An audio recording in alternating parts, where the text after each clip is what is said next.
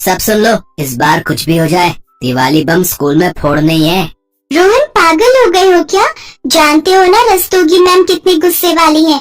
उनकी एक आवाज से तो तुम भीगी बिल्ली बनकर क्लास में छुप जाते हो और बात करते हो स्कूल में पटाखे छोड़ने की। इम्पॉसिबल। उन्हें पता ही नहीं चलेगा। हम ये पटाखे स्कूल के पीछे जो स्टोर रूम है ना, वहाँ पर चलाएंगे। वहाँ पर कोई नहीं आता, वो स्टोर रूम ऐसे ही खाली पड़ा रहता है।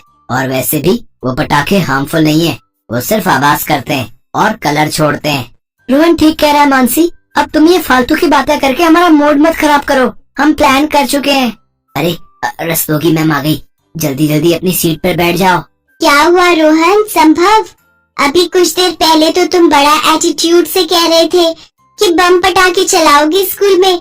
अब रस्तोगी मैम का नाम सुनकर भाग क्यों रहे हो? पटाखे तो हम चला कर रहेंगे, वक्त तो आने दो। ये स्कूल के कुछ शरारती बच्चे जो दिवाली मनाने की अलग ही तैयारी कर रहे थे और चाहते थे कि सबकी नजरों से छुपाकर दिवाली पर पटाखे चलाएं। पर रस्तोगी मैम बहुत ही सख्त स्वभाव की थी। वो जानती थी कि उनके क्लास के बच्चे बहुत शरारती हैं। रोहन, संभव, आशीष, तुम सब कान खोलकर सुन लो। मुझे सब पता है कि तुम बहुत शरारती स्टूडेंट हो, इसलिए मुझे जरा सा भी पता चला कि तुम सब ने किसी भी तरह की आतिशबाजी स्कूल में छोड़ी है तो फिर सजा से कोई नहीं बच पाएगा। बच्चों, कल धनतेरस है। कल स्कूल में दिवाली पूजा और सेलिब्रेशन है, इसलिए सभी बच्चे अपने अपने घर से दिवाली डेकोरेशन का सामान, दिया, मोमबत्ती वगैरह लेकर आएंगे। सभी क्लासेस के बच्चे अपनी अपनी क्लासरूम को सजाना शुरू कर चुके हैं। मैं चाहती हूँ कि आप सभी अपने क्लासरूम को बहुत सुंदर सजाओ। मानसी, ये लो, ये हैंडमेड दिए सामने बोर्ड पर लगा दो। बच्चों, कल के बाद आप सबकी दिवाली की छुट्टियां हो जाएंगी। रोहन और बाकी शैतान बच्चे आपस में इशारा करते हैं। उनके दिमाग में अलग ही योजना चल रही थी। अगले दिन रोहन और बाकी बच्चों ने अपने प्लान के हिसाब से स्टोर रूम में पटाखे छुपा दिए और क्लास में आकर बैठ गए।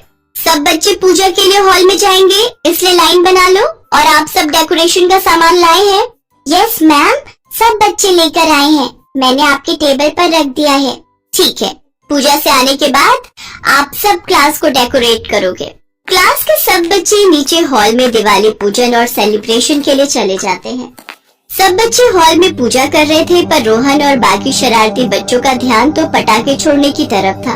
वो लोग मौका देखकर चुपचाप सबकी नजरों से बचते हुए स्टोर रूम में पहुंच जाते हैं और वहां पर खूब सारे पटाखे छोड़ने लगते हैं। पूरे स्टोर रूम में कलर फैल जाता है। तभी रस्तोगी मैम वहां आ जाती है। सब बच्चे उन्हें देखकर सहम जाते हैं।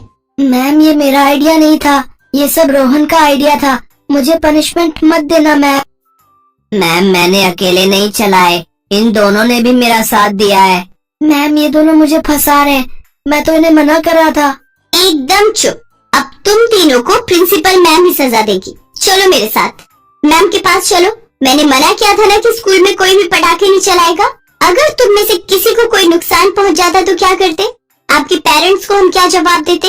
अब आप तीनों को सजा देनी होगी, तभी सुधरोगे। सॉरी मैम, हमें माफ कर दीजिए प्लीज मैम। मैम, गलती हो गई, सॉरी मैम। रस्तोगी मैम अभी बच्चों को लेकर जा ही रही थी कि तभी प्रिंसिपल मैम और बाकी टीचर्स भी वहां आ जाते हैं। प्रिंसिपल मैम को आते देख बच्चे घबरा जाते हैं। रस्तोगी मैम प्रिंसिपल मैम से बात करने लगती हैं। इतनी देर में मानसी आ जाती है। रोहन, अब तुम लोगों को सजा से कोई नहीं बचा सकता। मैंने तुम्हें मना किया था, रस्तोगी मैम से पंगा मत लो। देखो, रस्तोगी मैम बहुत गुस्से में है। वो प्रिंसिपल मैम से न जाने क्या बात कर रही हैं। तभी प्रिंसिपल मैम बच्चों को अपने पास बुलाती हैं। बच्चों, इस तरह से कौन ड्राइंग करता है? तुमने तो अपने सारे कपड़ों पर कलर लगा लिया, आगे से ध्यान रखा करो। रस्तोगी मैम कह रही थी कि तुम सब बच्चों ने दिवाली की बहुत अच्छी पेंटिंग्स बनाई है। अब तो छुट्टी का टाइम हो रहा है। आफ्टर वेकेशंस मैं तुम्हारी सबकी दिवाली की पेंटिंग देखूंगी। ओके बच्चों, enjoy your holidays and happy Diwali. Rohan, संभव और आशीष कुछ देर के लिए तो दंग रह गए। रस्तोगी मैम ने प्रिंसिपल मैम से उनकी शिकायत की ही नहीं। रस्तोगी मैम प्रिंसिपल मैम के साथ चुपचाप वहां से चली गई। कुछ देर बाद सब बच्चे अपना बैग उठाने के लिए क्लासरूम में आते हैं। तभी रस्तोगी मैम अपनी सीट पर बैठी हुई थी। रोहन, संभव और आशीष उनके पास जाते हैं। सॉरी मैम, हम प्रॉमिस करते हैं आगे से आपको ऐसी किसी भी शिकायत का मौका नहीं देंगे। Sorry ma'am, sorry ma'am. It's okay. अब छुट्टियां एंजॉय करो और सेफ दिवाली मनाओ, ओके? और एक बात, दिवाली की छुट्टियों में दिवाली की पेंटिंग जरूर बनाना।